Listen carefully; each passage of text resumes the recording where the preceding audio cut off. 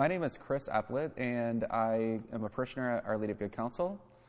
And I spend a lot of time in our Eucharistic Adoration Chapel. In fact, over the years, I've spent a lot of time in a lot of Eucharistic Adoration Chapels at a lot of parishes. So I invited some friends here today. We're going to talk about the experience of going to adoration, both here at Good Counsel and our experiences at large.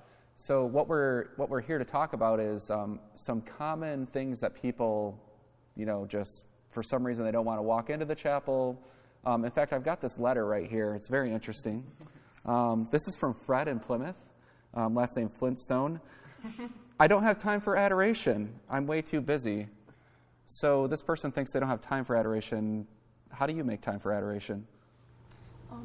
I find that when I make time for God, He makes time for me. So even when I'm busiest, even when I have so many exams coming up or essays to write, if I even give God 5 minutes, then He gives me enough time to finish everything I have to do. Yeah, no, I completely agree. It's kind of been a common theme in my life that the times when I'm most busy are the times I need adoration the most. And when I give God that time, it seems that everything just finds a way to get done. And the time that I would have wasted otherwise, maybe like watching Netflix or something like that, it's now put to good use, and it gives me the true relaxation that I'm looking for. So, yeah. What do you think, Ryan? Yeah, I think whatever we're interested in doing, whatever we desire to do, we're going to make time for. So I think what needs to come first, there's the desire to come to adoration. Once we have that desire, we're going to make the time.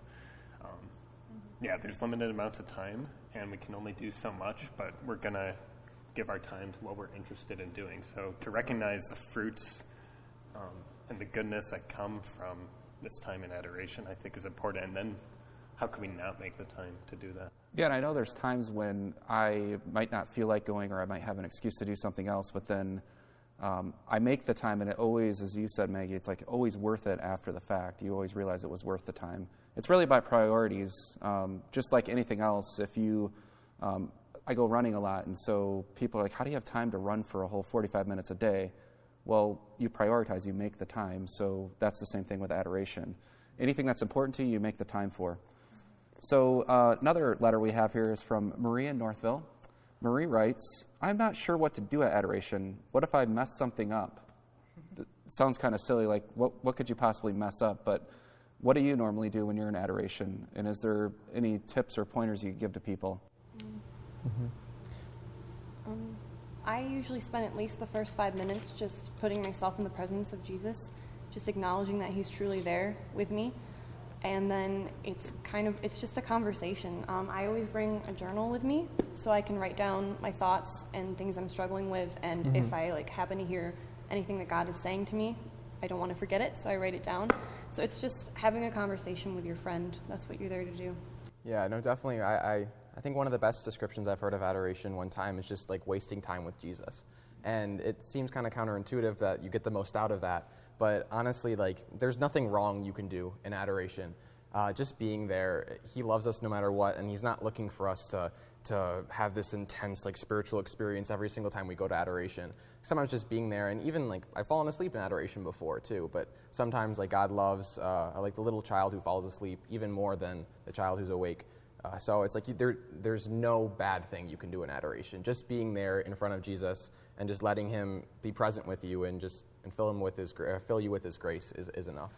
There are some bad things you can do in adoration. Let's just be clear. Yeah, I mean, you could do some not irreverent things in adoration, of course. Yeah. But I think we all know what those are just by how we would act at Mass is how we should probably act in the chapel. Yes, yeah. Showing reverence to the Blessed Sacrament, and but most people, that's common sense. So, yeah.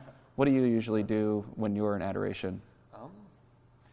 I'm the most distracted person around. So, honestly, there's been many times, if not every time, honestly, where in the presence of the sacrament, I'm just as distracted as I am everywhere else all the time. But I think we have to believe that the Lord is still giving us His grace, even if we fail miserably in trying to offer anything good or acceptable to Him.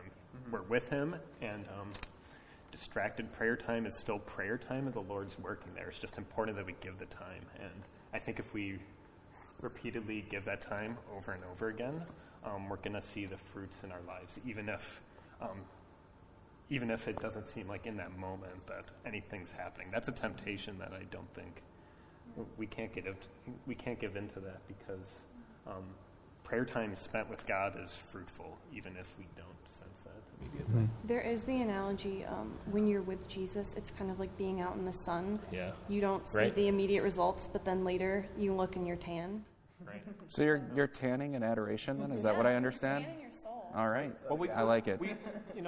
I've heard it said that you become, or you pick up the mannerisms of, like, the 5 people you spend the most time with. It's true. The more time we spend with the Lord, the more we're going to become like Him. And perhaps there's there's no other way. Yeah. To Between come to know and to be like God other than to spend time with yeah, Him. between And even if receiving Him and spending time in adoration. Right, and no matter what our state is, the fact that we put in the time is so important. And we'll grow in prayer by putting in that time first, even if it's difficult to put in that time. Right. And I mean, when you invite a friend over to your house, you don't think about, what am I going to do when they come over? You might think of some things to do, but you could be just sitting in a room together doing nothing. Right. And Yeah, there's just beauty in the time spent together. And that's the same thing when you go to adoration.